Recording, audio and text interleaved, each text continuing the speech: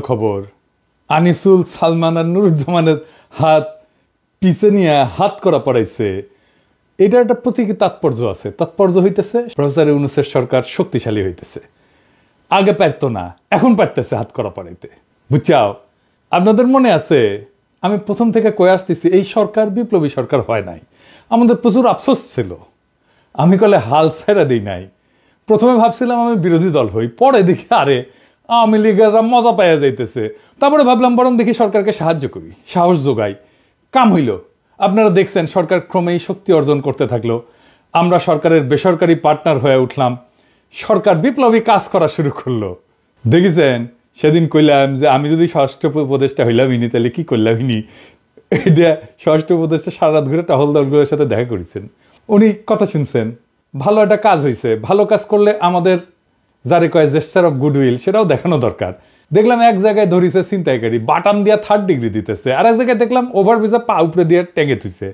তো জাহাঙ্গীর সাহেব কইছে আইন নিজের হাতে তুলে নেবেন না। তাই আমিও রিকোয়েস্ট করেছি বাটাম দেওয়া আর টেঙ্গে রেখে 3rd ডিগ্রি দেওয়া আপাতত বন্ধ। আমি খুব সতর্কভাবে সারা বাংলাদেশে পরিস্থিতি পর্যবেক্ষণ করি। আপনারা কল্পনাও করতে পারবেন না যে কি পরিমাণে তথ্য আর বিচার আমার কাছে আসে। জমির ঝামেলা, চাকরির ঝামেলা, ওরে মারছে, তাই সে তারে হুমকি দিছে, ছিনতাই হয়েছে, বাসায় চুরি হয়েছে, ডাকাতি হয়েছে, ভাগ্য ভালো বিচার দেয় না যে আমার ব্রেকআপ হয়েছে। ঠিক করে দেন দাদা। আমার বিবেচনায় দেশের আইন শৃঙ্খলা পরিস্থিতি খারাপ না। দ্রুত অপরাধীরা গ্রেপ্তার হইতেছে। অপরাধ তো হয়ই একটা সমাজে, কিন্তু কত দ্রুত একটা অ্যাকশন হচ্ছে সেটাই হচ্ছে কথা। পুলিশ বাহিনীর মরাল ফিরে আসতেছে এবং পুলিশের দৃশ্যমান উন্নতি আছে। হাসিনার এই ট্রিগার হ্যাপি খুনি পুলিশ বাহিনী থেকে 6 মাসের মধ্যে এমন সংবেদনশীল পুলিশ হয়েছে দেখেছেন না? সে বুকে তো গুলি করা বাদি দেয় নাই, শুধু গায়ে লাঠির বাড়ি দেয় না পর্যন্ত। আপনি বিশাল অর্জনরে অ্যাপ্রিসিয়েট না করে পুলিশের পিছে লাগছেন একদল লোক, পুলিশের লিডারশিপের পিছে লাগিয়েছেন। কেন ভাই? রিয়াল কাজ দেখান। ওর দালাল, সে তার দালাল, এরা সন্দেহের তালিকায় রাখেন, ওরা বিশ্বাস করেন না। এই বয়ান চলিচ্ছে, এটা রাজনীতি না, এটা ভিলেজ পলিটিক্স। এই কইরা কাউরে থামাইতে পারবেন না। এই চেষ্টা করে লাভ নাই, আপনারাই অপ্রাসঙ্গিক হয়ে যাবেন। দেশে একটা প্যানিক তৈরি করা হইতেছে। প্যানিক করা হইতেছে যে দেশ ভালো নাই, দেশে আইন শৃঙ্খলা ভালো নাই। এইসব প্যানিকরে পাত্তা দিন না। এই প্যানিক পরিকল্পিতভাবে তৈরি করা হইতেছে। সাহস নিয়ে, আনন্দ নিয়ে, উৎসবের সাথে রাস্তায় থাকেন। আর একটারও যদি ধরতে পারেন না তাইলে আমরা আবার ট্যাঙ্কে রাখবো। ভাবে হাড্ডি গুড়া গুড়া করে দিবেন যেন জিন্দেগিতে দাঁড়াইতে না পারে। পাড়ায় মহল্লায় আইন শৃঙ্খলা রক্ষাকারী বাহিনী গড়ে তোলেন, কমিটি তৈরি করেন। এই প্যানিক তৈরির খেলায় আছে ইন্ডিয়া, আওয়ামী লীগ নিজে, হাসিনা আছে, নানা এজেন্সি আছে, ওয়াকার নিজেও আছে। আমি আগেও বলছি, এখনো বলতেছি, প্রফেসর ইউনূস ইন্ডিয়ার জন্য একটা বিশাল থ্রেট। তারে কেনা যাবে না, তারে ভয় দেখানো যাবে না, তার বিরুদ্ধে কোনো রাজনৈতিক ক্যাম্পেইন সফল হবে না। সে দাঁড়াইলে বাংলাদেশকে কেউ আঘাত করতে পারবে না। এরই প্রফেসর ইউনূসের শক্তি। আর সেই জন্যই প্রফেসর ইউনূসকে সরাইতে হবে, যত তাড়াতাড়ি হোক সরাইতে হবে। প্রফেসর ইউনূসকে সরাইলে কি হবে? ইন্ডিয়ার কি লাভ হবে? আসেন আবার বুঝে দেখি। আগে বলছি, তারপরে আবার বুঝে দেখি। বিডিআর বিদ্রোহে হিন্দিভাষীরা হত্যাকাণ্ড চালাইছে। দেখেন, শুনেন। পিলখানাতে কখনোই সৈনিকরা এভাবে মানে সমস্ত সৈনিক মিলে এই হত্যাকাণ্ড ঘটাতে পারে না। আমি নিজে সবচেয়ে বড় প্রমাণ। হ্যাঁ, আমার রুমে গিয়েছিল হিন্দি ভাষীরা। বিডিআরে আমার হাজবেন্ডের সাথে আমি 3.5 বছর ছিলাম পিলখানাতে। আমি বিডিআরে তো আমি কখনো 3.5 বছরে শুনিনি কোনো সৈনিক কোনো সময় হিন্দিতে কথা বলতে। শুধুমাত্র 25 ফেব্রুয়ারিতে শুনেছিলাম 3 জনের মুখে। আর আমার হাজবেন্ড দরবার হলে থেকে আমাকে ফোনে বলেছিল ইন্ডিয়ান্স, এনএসজি এবং ইন্ডিয়ান্স। জুলাই আগস্ট বিপ্লবে হিন্দিভাষীরা গুলি চালাইছে। এইগুলো তো বিশাল একটা ঝামেলা ইন্ডিয়ার জন্য। কানাডায় শিখ নেতা হরদীপ সিং নির্জারের হত্যাকাণ্ডে ভারতের জড়িত থাকার অভিযোগ উঠছে না? তদন্ত চলতেছে, বিচার হবে। এছাড়া নিউ ইয়র্কে খালিস্তানপন্থী শিখ নেতা গুরপান্ত সিং পান্নুকে হত্যার চেষ্টার অভিযোগে ভারতের গোয়েন্দা সংস্থা রয়ের এক সাবেক কর্মকর্তা বিকাশ যাদবকে অভিযুক্ত করা হয়েছে না? ইন্ডিয়া আন্তর্জাতিকভাবে দেউলিয়া হয়ে যাবে, ওর ধুতি খুলে যাবে যদি বাংলাদেশে দেখা যায় যে সে তার বাহিনী পাঠাইছে গুলি করার জন্য। এইটা ইন্ডিয়া প্রাণপণে বন্ধ করতে চাচ্ছে। বন্ধ হবে কিভাবে? যদি প্রফেসর ইউনূস না থাকে। প্রফেসর ইউনূস না থাকবে কিভাবে? দ্রুত যদি নির্বাচন হয়। সেই জন্য ইন্ডিয়ার সেনাপ্রধান বলে নির্বাচিত সরকারের সাথে সম্পর্ক করবে। বিনা চুক্তি বলে দ্রুত নির্বাচন। ওয়াকার বলে ডিসেম্বরে নির্বাচন। বিএনপি বলে দ্রুত নির্বাচন। কারণ কি? কারণ তো বুঝতেই পারতেছেন। তবে বিএনপি বলে আর একটা ডেমোক্রেটিক সিস্টেম আসবে, নির্বাচন চাওয়া কি খারাপ? মোটেই খারাপ না। আমরা তো বলছিলাম গণপরিষদের নির্বাচন করেন, বলছিলাম না? আমরা নতুন সংবিধান করব, বিএনপিও বলে জনগণ সংবিধান সংস্কার করবে। তো আমরা এতদিন গণপরিষদের নির্বাচন করে নতুন সংবিধান রচনার কাজে হাত দিতে পারতাম, দিলাম না কেন? কে সেটা চায় না? বিএনপি। ছাত্র সংসদ নির্বাচন হলে গণতান্ত্রিক চর্চা কি বাধাগ্রস্ত হইতো? ডিসেম্বরে জাতীয় সংসদ নির্বাচন হইলেও তো ছাত্র সংসদ নির্বাচন এখন করে ফেলা যায় না? সেটা তো করবে না বিএনপি। স্থানীয় সরকার নির্বাচন, এটা হলে কি গণতান্ত্রিক চর্চা শক্তিশালী হইতো না? না, সেটা করবে না বিএনপি। কারণ ছাত্র সংসদ নির্বাচনে ছাত্র দল জিতবে না, স্থানীয় সংসদ নির্বাচনে ভালো ফল করবে না বিএনপি, এটা তাদের মাথায় ঢুকিছে। কিন্তু আশা আছে পাবলিকে জাতীয় নির্বাচনে মার্কা দেখে ছাপ্পা দিবে। কি স্বার্থপর চাওয়া! নিজে যেখানে দুর্বল সেটা করবে না, নিজে মনে করতেছে যেখানে জিতবে শুধু সেইটা চায়, শুধু সেইটুকু, আর কিচ্ছু না। আবার বলবে আমরা দেশের ভালো চাই। পুরা হাসিনা আমলে বিএনপির কোনো ভয়েস ছিল না। এমনকি হাসিনা পতনের পরে ওই যে বুয়েটের ছাত্র কি যাকে বুয়েটের টিচার কি প্রভুপাত কি যেন কিবের নাম, যাই হোক, বিএনপি আর তারেক রহমানকে নিয়ে বিএনপির দানব বানায় একটা ভিডিও বানাইছিল না? এই শর্মা ডিফেন্ড করলো তো বিএনপির নাকি? তার পিছে ঝাঁপে পড়ছে বিএনপির কর্মীরা। আপনার কর্মীরা হয় বেকুব, অথবা রাইট পলিটিক্যাল ট্রেনিং নাই, অথবা আপনাদের একেবারে নিয়ন্ত্রণ নাই কর্মীদের উপরে। তো কোন সবগুলি তো কারাবে একটা রাজনৈতিক দল হিসেবে। আপনাদের পাশে আপনাদের দলের বাইরে কেউ দাঁড়াবে না জিন্দেগিতে, না। আমি কয়ে দিলাম, লিখে রাখতে পারেন। আপনি ঐক্য করতে যান, দেখেন শক্তিশালী কাউরে পাবেন না, দুর্বল লোকরে পাবেন। রাজনীতি যে আসলে বন্ধুত্ব আর সম্পর্ক, এই বেসিসটাই আপনি ধরতে পারেন নাই। তো আমার প্রিয় লেখক ওই রিফাত হাসানের একটা বই আছে, সম্পর্ক বন্ধুত্ব রাজনীতি, ওটা পড়ে দেখেন, তাইলে বুঝবেন যে রাজনীতির সাথে বন্ধুত্ব আর সম্পর্কটা কি জিনিস। আওয়ামী লীগের দেখেও শিখেন না। সিপিবি কম হোক বেশি হোক তো আওয়ামী লীগের বিরোধিতা করেছে, তাই না? আওয়ামী লীগ একটা ফুলের টোপা দিছে, সিপিবিকে দেয় নাই। আমি চরম আওয়ামী বিরোধী হইলেও এইটা আওয়ামী লীগের কাছ থেকে শিখেছি। আপনার এলায়ের সাথে, এক সময়ের এলায়ের সাথে ঠিক কেমন সম্পর্ক রাখবেন, ডিলটা কেমনে করবেন।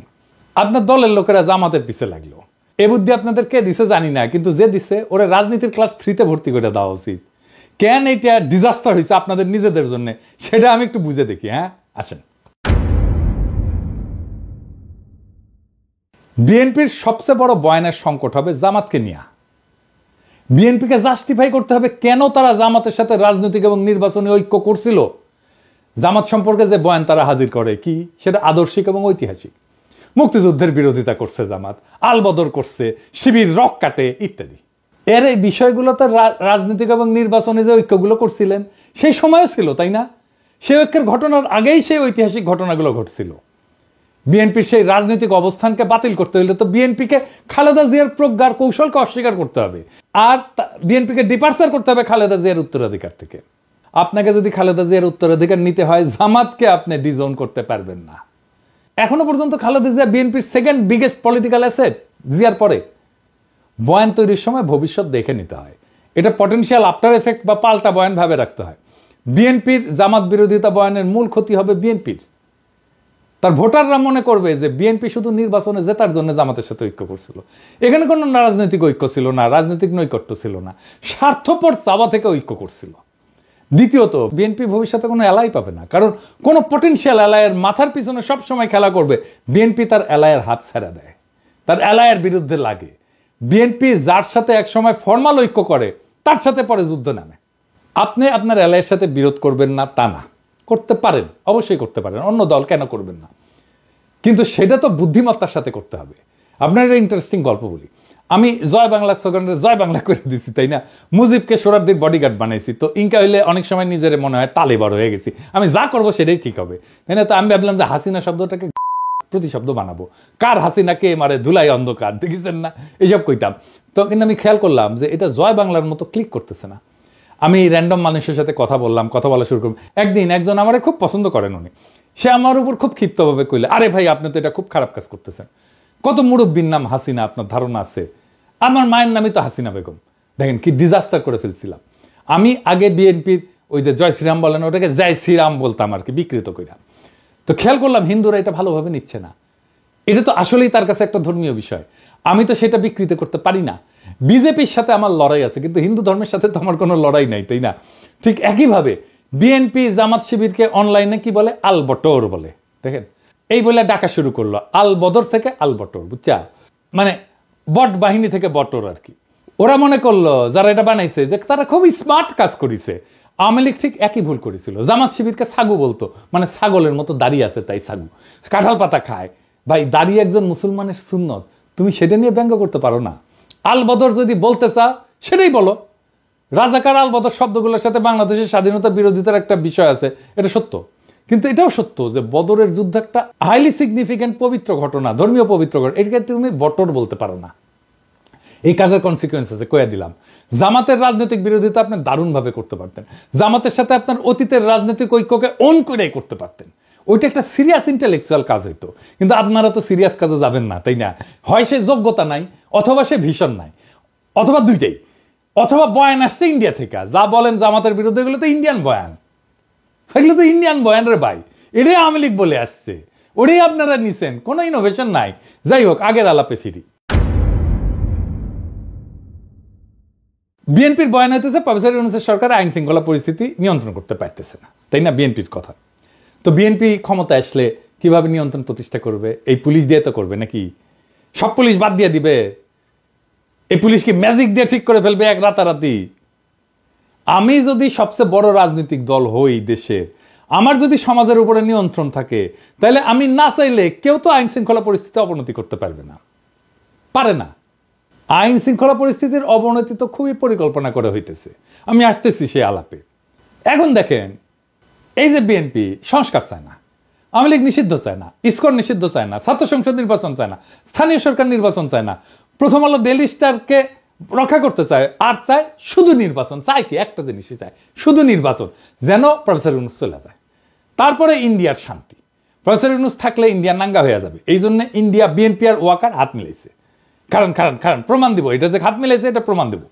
আর একটা কারণ আছে, কব বিএনপি কঠিন মাইন্ড করবে আর জামাত খুব খুশি হবে।